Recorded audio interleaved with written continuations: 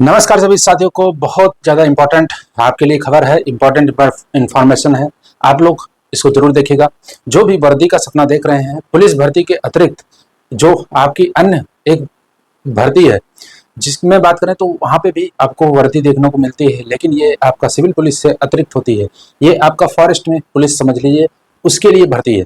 तो इसके बारे में क्या है इम्पोर्टेंट इन्फॉर्मेशन, आप लोग और देखिएगा। आप लोगों के लिए एक सुनहरा मौका है और इसमें हम अपना पर्सनल एक्सपीरियंस शेयर करेंगे, जो कि मैंने इससे इस भर्ती को संपूर्ण किया था। उसके बारे में हम आपको डिटेल में यहाँ पे बताएंगे किस तरह आप इसको फॉलो करके आप इस भर्ती में अपना सिलेक्शन ले सकते हैं। बहुत ही अच्छी नौकरी होती है, सिविल पुलिस से बढ़िया हम एक तरीके से मानेंगे यह नौकरी है, और अच्छी जॉब होने के साथ साथ में आपको बहुत रिलैक्स वाली जॉब है। तो इसके बारे में क्या है सुनहरा मौका, आपको बहुत ही अच्छे से इस भर्ती की पूरी प्रक्रिया को समझाएंगे। साथ साथ में देखेंगे कि इसकी एग्जाम डेट आने वाली है और एग्जाम डेट को लेकर का क्या खबर है। साथ साथ में अन्य इसकी जो है कुछ और वैकेंसी आ सकती हैं क्या, इन सभी बातों की हम चर्चा करेंगे। क्लास में अंत तक बने रहिएगा।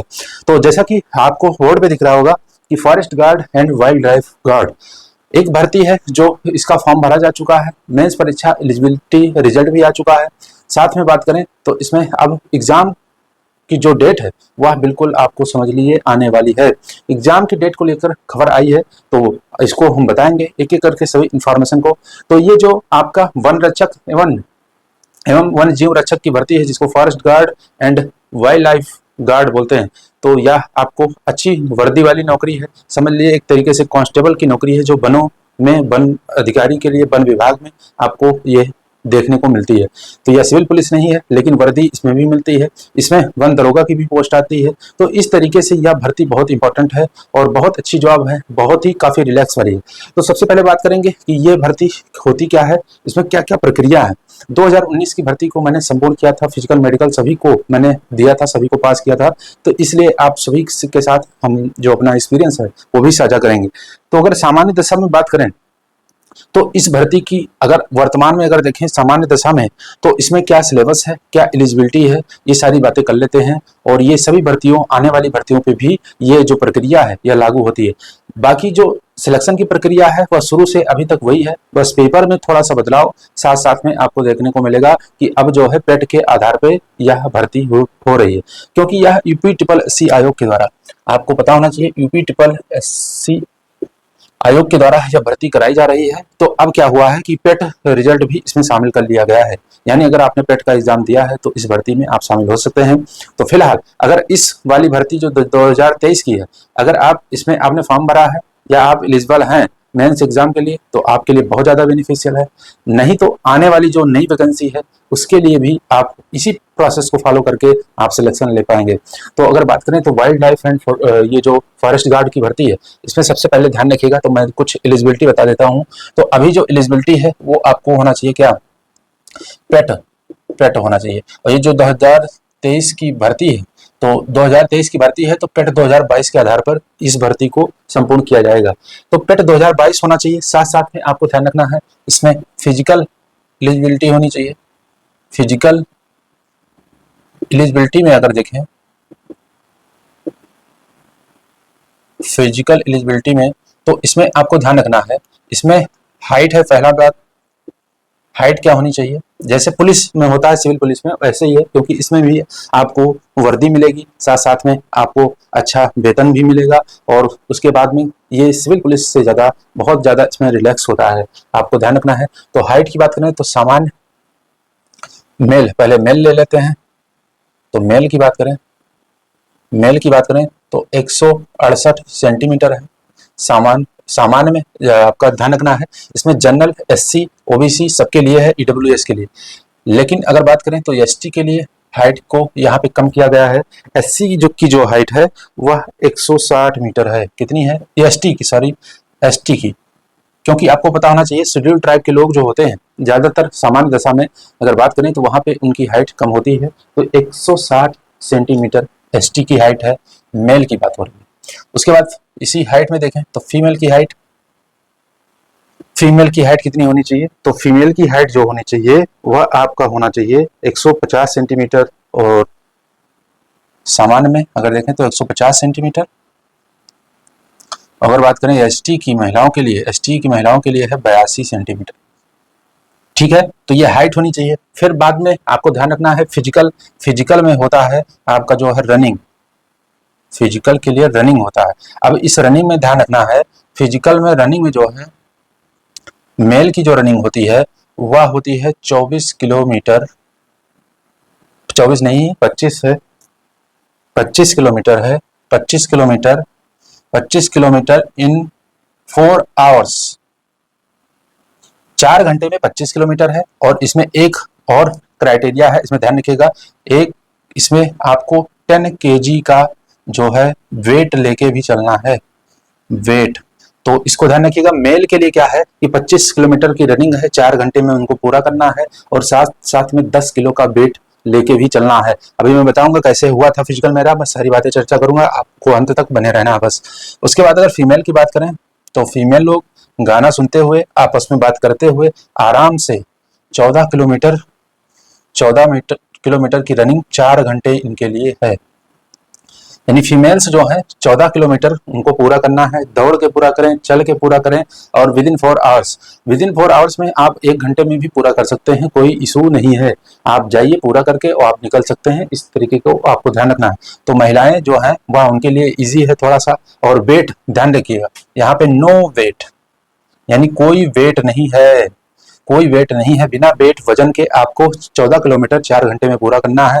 आप आराम से गाना सुनते हुए, आपस में एक दूसरे से बात करते हुए, लड़कियों में आपस में जो है घर की बात करिए या कहीं और की बात करिए, बात करते हुए आराम से इजीली पूरा कर सकते हैं। तो यहाँ पे थोड़ा सा ये कॉम्प्लेक्स है, 25 किलोमीटर इन 4 आवर्स। अगर इस वजन को हटा दें तो थोड़ा सा ईजी हो जाता है, लेकिन वजन लेके चलना बहुत ही ज्यादा कठिन था। आपको ध्यान रखना है, मैं बता रहा हूँ सारी बातें। तो सबसे पहले आपको ध्यान रखना है कि अगर आप इस जॉब को पाना चाहते हैं तो आपके पास पेट का रिजल्ट होना चाहिए।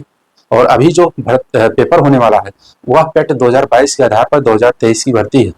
2023 में फॉर्म भरे गए, 2024 में इसका एलिजिबिलिटी, मेंस एलिजिबिलिटी रिजल्ट आया, और 2024 में ही इसका जो है आपका सिलेबस आया।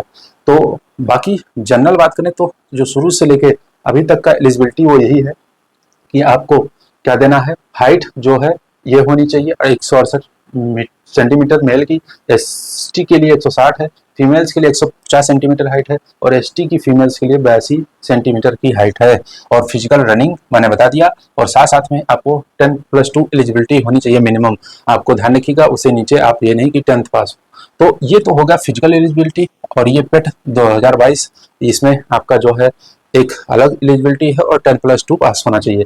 तो कुल मिला के आपको ये ध्यान रखना है कि ये एलिजिबिलिटी है, ये सब सारी भर्तियों के लिए है, आने वाली जितनी भी भर्तियां होंगी इसकी वो सभी के लिए है। लेकिन अभी जो एग्जाम होने वाला है मैं उसकी चर्चा कर रहा हूँ, उसको ध्यान रखिएगा। तो इसमें अगर बात करें 2023 की जो भर्ती होने वाली है, इसमें ध्यान रखिएगा, इसमें अगर बात करें तो मैंने बताया फॉर्म भरा गया कब, फॉर्म भरा गया है 2023 में। एलिजिबिलिटी रिजल्ट जो आया, यानी मेंस के लिए जो एलिजिबल होगा वह 2024 में आया। अगर बात करें तो मेंस एलिजिबिलिटी कट ऑफ क्या था, कट ऑफ की चर्चा कर लेते हैं। अगर आपके पेट 2022 में, पेट 2022 में कितने नंबर हैं आप ध्यान रखिएगा। जनरल की जो कट ऑफ थी वह 60.54 थी, और यही आपका ईडब्ल्यूएस की थी, और यही ओबीसी की थी।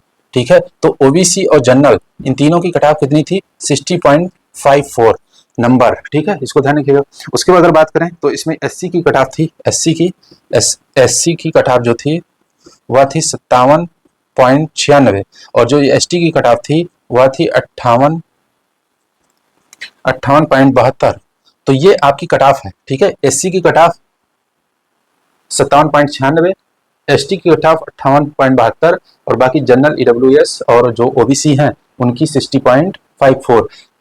इतना नंबर जिसका पेट 2022 में है वो मुख्य परीक्षा देने के लिए एलिजिबल है, किसका, forest guard and wild life guard का। आप ध्यान रखिएगा। अब पेपर कैसे होता है, देखिए 2023 में मैंने बताया कि 2023 में इसका सिलेबस भी चेंज कर दिया गया है। तो सिलेबस में भी आपको सिलेबस में बता देता हूँ।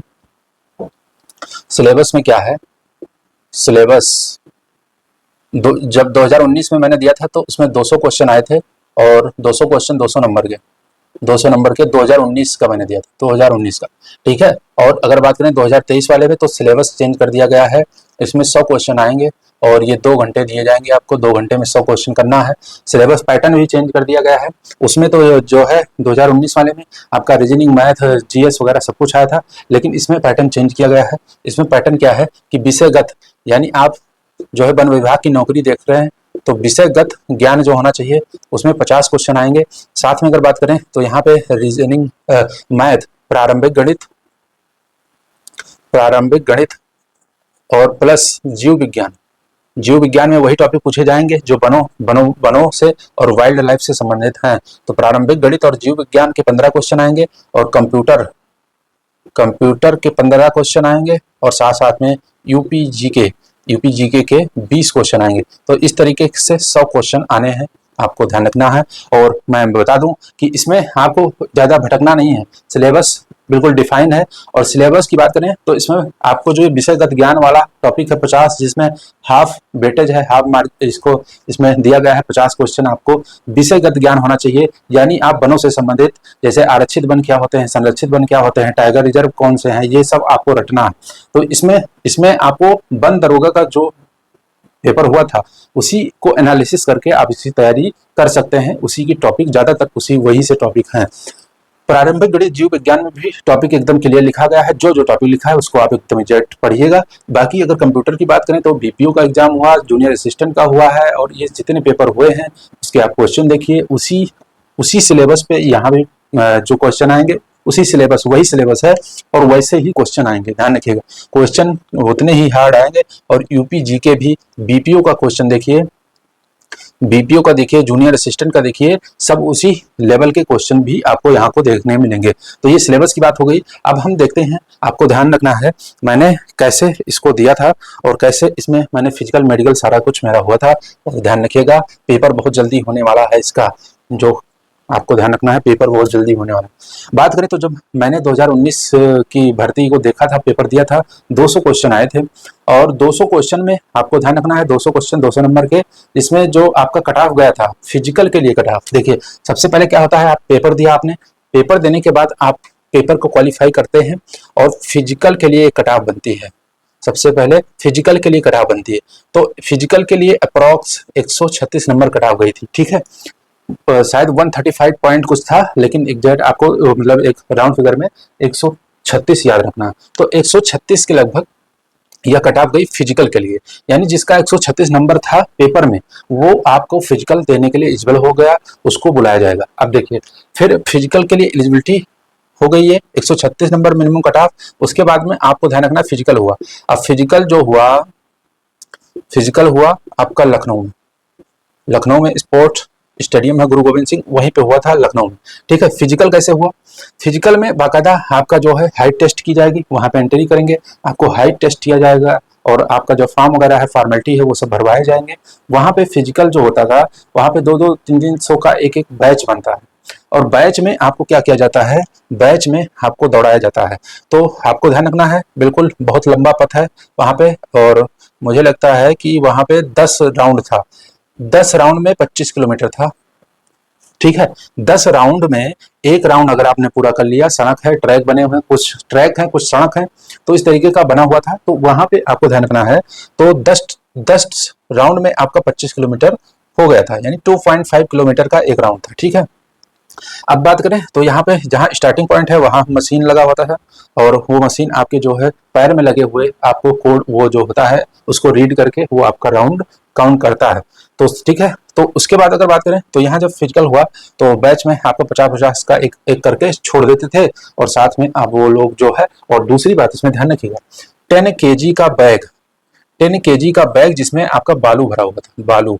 और बात करें तो जिस दिन मेरा फिजिकल हुआ था उसी दिन बारिश हुई थी और बारिश की वजह से बालू का वजन जो है बढ़ गया था। क्या 2-3 दिन में, 2-3 क्या लगभग 7-8 दिन में फिजिकल होता है, अलग अलग डेट में सबका होता है। तो क्या हुआ कि बालू से भरे बैग रखे हुए थे, बारिश हुई और बारिश की वजह से वो बालू का जो वजन है वह बढ़ गया। हम लोगों का जिस दिन फिजिकल था उस दिन अर्ली मॉर्निंग भी बारिश हो रही थी, इसीलिए काफी वहां पहुंचने के बाद लेट सिस्टम बना, सब कुछ नए व्यवस्था की गई, ट्रैक हालांकि वही था, लेकिन जो वहाँ पे आपका काउंटर वगैरह था उसको चेंज किया गया।